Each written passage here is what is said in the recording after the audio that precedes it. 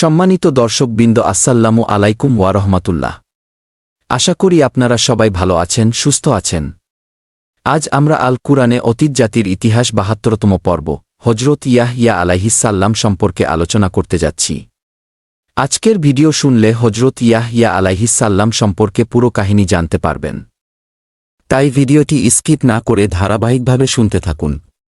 হজরত ইয়াহইয়া আলাইহিসসালাম ছিলেন একজন সম্মানিত নবী। তার পিতার নাম ছিল হজরত জাকারিয়া আলাইহিসসালাম।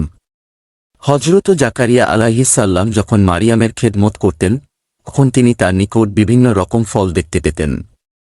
একদিন জাকারিয়া আলাইহিসসালাম মারিয়ামকে বললেন, হে মারিয়াম, তুমি এসব ফল কোথায় পাও? মারিয়াম উত্তরে বললেন, এত আল্লাহর পক্ষ থেকে আসে। এ সময় পর্যন্ত হজরত জাকারিয়া আলাইহিসসালামের কোনো সন্তান হয় নাই। তার মনে আস্থা হল যে এ বয়সেও আল্লাহ সন্তান দিতে পারেন। যখন তিনি আল্লাহর কাছে সন্তানের জন্য দোয়া করলেন, তখন আল্লাহ তাকে বার্ধক্য বয়সে ইয়াহইয়া নামে এক সন্তানের সুসংবাদ দিলেন। আল কুরআনে হজরত ইয়াহইয়া আলাইহিসসালাম সম্পর্কে বিশেষ আলোচনা করা হয়নি।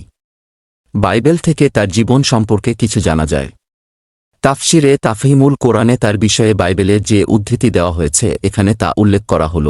লুকের বর্ণনা অনুযায়ী হজরত ঈসা আলাইহিসসালামের চেয়ে হজরত ইয়াহইয়া আলাইহিসসালাম ৬ মাসের বড় ছিলেন। তারা ছিলেন আত্মীয়তার দিক হতে খালাতো ভাই। ৩০ বছর বয়সে নবুয়াত লাভ করেন। যোহনের বর্ণনা অনুযায়ী ট্রান্স জর্ডান এলাকায় আল্লাহর দিকে মানুষের দাওয়াত দেবার কাজ শুরু করেন। তিনি বলতেন, আমি প্রান্তরে একজনের রব যে ঘোষণা করছে, তোমার প্রভুর সরল পথ ধরো।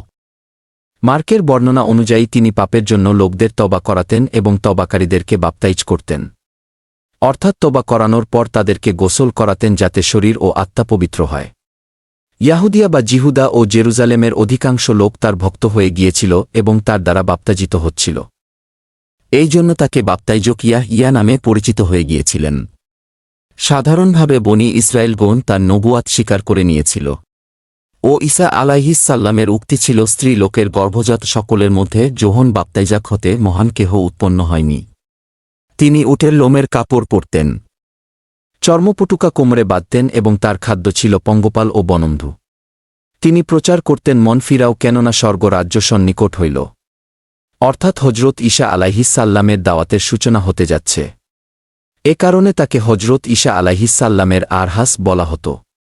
তিনি লোকদের বলতেন, এর 2টি আংরাখা আছে, সে যেন একটি যার নেই তাকে দেয়, আর যার খাদ্যদ্রব্য আছে সেও যেন দেয়। করগ্রাহীরা তাকে জিজ্ঞেস করল, গুরু, আমরা কি করব? তাতে তিনি জবাব দেন, তোমাদের জন্য যা নিরূপিত তার অধিক আদায় করিও না। সৈনিকরা জিজ্ঞেস করল, আমাদের প্রতি কি নির্দেশ? তিনি জবাব দিলেন, কারো দৌরাত্ম্য করিও না, অন্যায়ভাবে কিছু আদায় করিও না এবং তোমাদের বেতনে সন্তুষ্ট থাকো।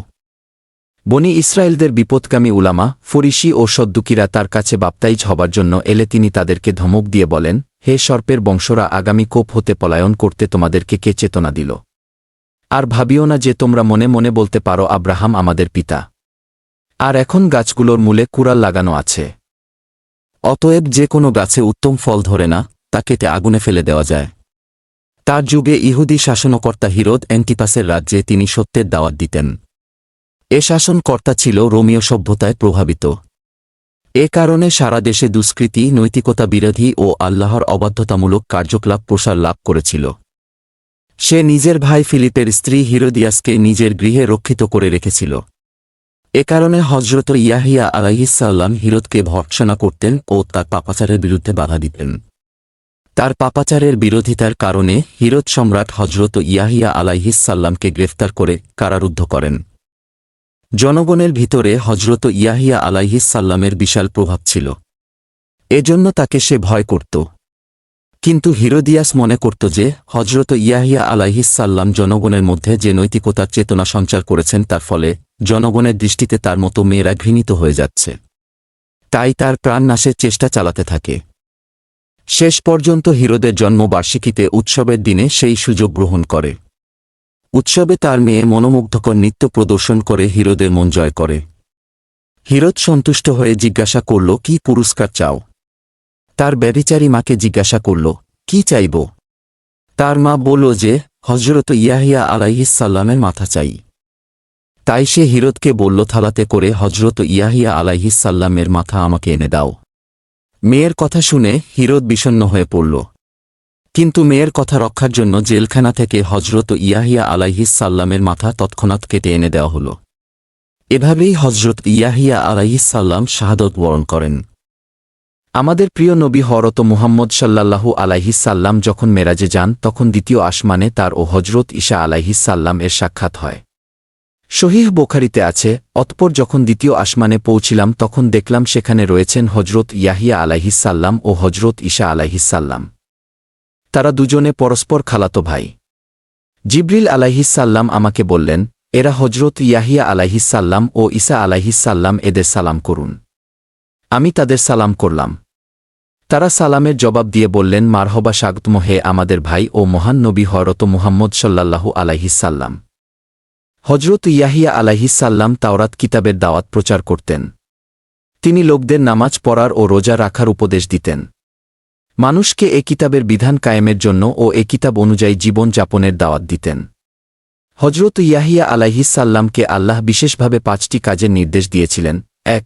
তোমরা শুধু আল্লাহর আনুগত্য ও দাসত্ব করবে, তার সাথে কাউকেও শরিক করবে না।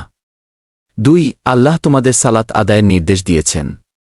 3. তিনি তোমাদের সিয়াম সাধনার নির্দেশ দিয়েছেন। 4. তিনি তোমাদের দানের নির্দেশ দিয়েছেন। 5. তিনি তোমাদের তার স্মরণে জবানকে সিক্ত রাখতে বলেছেন। হযরত ইয়াহিয়া আলাইহিসসাল্লাম তার সাহাবীদের 5টি কাজের নির্দেশ দিতেন। 1. সব সময় জামায়াতবদ্ধ থাকবে। 2. নেতার নির্দেশ শ্রবণ করবে।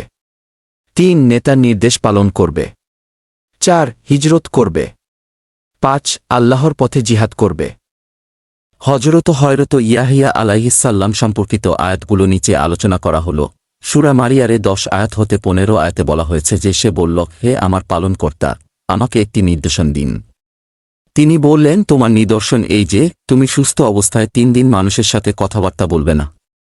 অতঃপর তিনি কক্ষ থেকে বের হয়ে তার সম্প্রদায়ের কাছে এল এবং ইঙ্গিতে তাদেরকে সকাল সন্ধ্যায় আল্লাহকে স্মরণ করতে বললেন। হে ইয়াহিয়া, দৃঢ়তার সাথে এই গ্রন্থ ধারণ করো। আমি তাকে শৈশবেই বিচারবুদ্ধি দান করেছিলাম এবং নিজের পক্ষ থেকে আগ্রহ ও পবিত্রতা দিয়েছি। সে ছিল পরহেজগার। তিনি ছিলেন পিতামাতার অনুগত এবং তিনি উদ্ধত, নাফরমান ছিল না। তার প্রতি শান্তি এদিনও সে জন্মগ্রহণ করে এবং যেদিন মৃত্যুবরণ করবে এবং যেদিন জীবিতাবস্থায় পুনরুত্থিত হবে।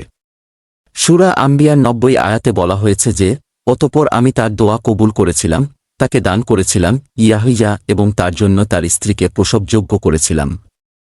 তারা সৎকর্মে ঝাঁপিয়ে পড়ত, তারা আশা ও ভীতি সহকারে আমাকে ডাকত এবং তারা ছিল আমার কাছে বিনীত। আজকের ভিডিওতে হজরত ইয়াহিয়া আলাইহিসসাল্লামের ইতিহাস সম্পর্কে আলোচনা শেষ করা হল। আগামী পর্বে হজরত ঈসা আলাইহিসসাল্লাম সম্পর্কে ইতিহাস আলোচনা করা হবে ইনশাল্লাহ। সবাইকে শোনার আমন্ত্রণ রইল। আল্লাহ হাফিজ। আসসালামু আলাইকুম ওয়া রাহমাতুল্লাহ।